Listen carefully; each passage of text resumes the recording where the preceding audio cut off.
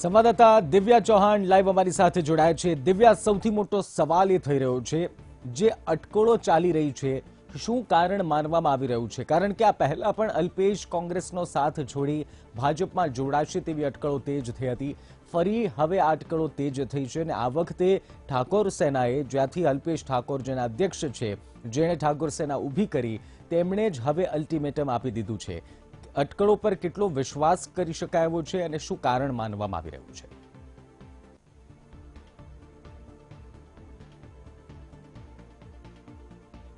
જે છેલ્લા ઘણા સમયથી જે અટકણો હતી કે અલ્પેશ ઠાકોર હવે પંજાનો સાથ છોડીને ભાજપનું ભગવો ધારણ કરશે। થોડા દિવસ પહેલા જે શંકર ચૌધરીની એકતા યાત્રાને લઈને જે મુલાકાત થઈ હતી, મુલાકાતને લઈને જે અટકણોને આખો જે આખરી ઓપ આપવામાં આવ્યો હતો, ત્યારે પણ અલ્પેશ ઠાકોરે કેટલાક મીડિયાના પ્રશ્નોને પણ ખાસ કરીને જે રદબાતલ કર્યા હતા કે કોઈ પણ પ્રકારની આક્ષેપ પ્રત્યાક્ષેપ ન કરવા, માત્ર ને માત્ર તે કોંગ્રેસમાં જ જોડાશે। પરંતુ જે પછી એક જે નારાજગી અલ્પેશ ઠાકોરની સતત વહેતી થઈ છે, સાથે જ લોકસભાનું જે ઇલેક્શન છે તે પહેલા પણ આ પ્રકારે એક નારાજગી અલ્પેશ ઠાકોરની જોવા મળી હતી। હાઈકમાન્ડ સાથે તાત્કાલિક ધોરણે જે બેઠક કરવામાં આવી હતી, સમજણ વિચારણા રાહુલ ગાંધી સમક્ષ કરવામાં આવી હતી, ત્યારે તેને જે નારાજગી હતી તેને દૂર કરવાનો કોંગ્રેસ દ્વારા જે પ્રયાસ પણ કરવામાં આવ્યો હતો। પરંતુ ત્યારથી લઈને અત્યાર સુધીમાં નારાજગી જે અલ્પેશ ઠાકોરની જે છે તે યથાવત જોવા મળી રહી છે। અલ્પેશ ઠાકોર જ્યારે રાજીવ સાતવ ચૂંટણી પ્રચારને લઈને જ્યારે સ્થળની મુલાકાત લીધી હતી, ત્યારે પણ તેમની સતત ગેરહાજરી હતી। છેલ્લા ઘણા સમયથી કોંગ્રેસના કાર્યક્રમોમાં અલ્પેશ ઠાકોર સતત ગેરહાજર રહ્યા છે, આથી તેમની નારાજગી જે છે તે સાબિત થઈ રહી છે। બીજી તરફ જે કોર કમિટીની જે ઠાકોર સમાજના આગેવાનો દ્વારા જે બેઠક મળી હતી, બેઠકમાં પણ અલ્પેશ ઠાકોરને 24 કલાકનું રાજીનામું કોંગ્રેસમાંથી આપે તેવું અલ્ટિમેટમ આપી દેવામાં આવ્યું છે। તેના પગલે હવે અલ્પેશ ઠાકોર અલ્ટિમેટમ સ્વીકારીને રાજીનામું આપે તેવી પણ શક્યતા સેવાઈ રહી છે। 24 કલાકનો જે સમયગાળો આપવામાં આવ્યો છે અલ્પેશ ઠાકોરને, સાથે સાથે જે સમાજની જે જોડાવાની જે વાતો હતી, સમાજના કલ્યાણ માટેની જે વાતો હતી, તેને લઈને ઠાકોર સમાજના આગેવાનોમાં જે સતત નારાજગી જોવા મળી રહી છે કે અલ્પેશ ઠાકોર જે હેતુથી જે જોડાયો હતો તે કોઈ પણ હેતુ કોંગ્રેસ દ્વારા જે પૂરો કરવામાં નથી આવ્યો। સતત અલ્પેશ ઠાકોરને આમાં નારાજગી જોવા મળતી હોય છે।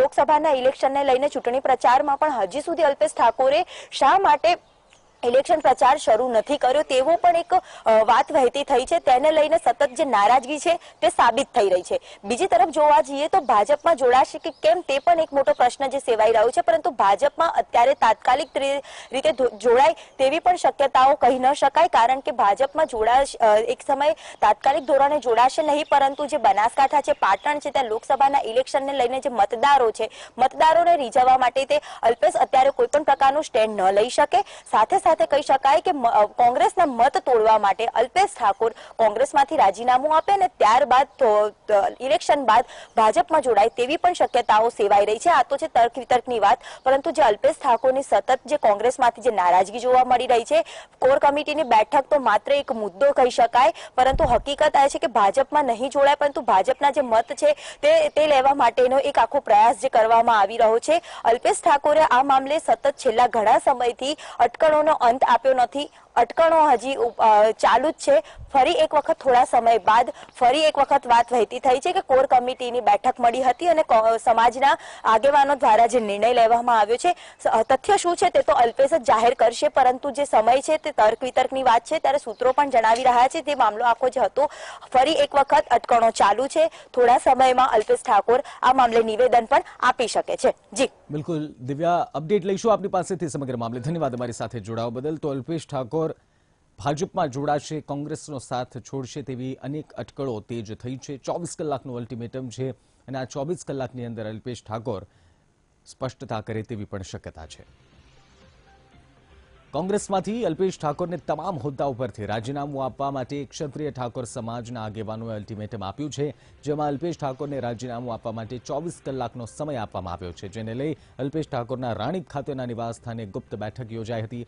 આ બેઠકમાં ધવલસિંહ સહિતના આગેવાનો સાથે અલ્પેશ ઠાકોરની ચર્ચા થઈ, જેમાં કોંગ્રેસમાંથી અલ્પેશ ઠાકોરના રાજીનામા આપવા અંગે ચર્ચા કરાઈ હતી।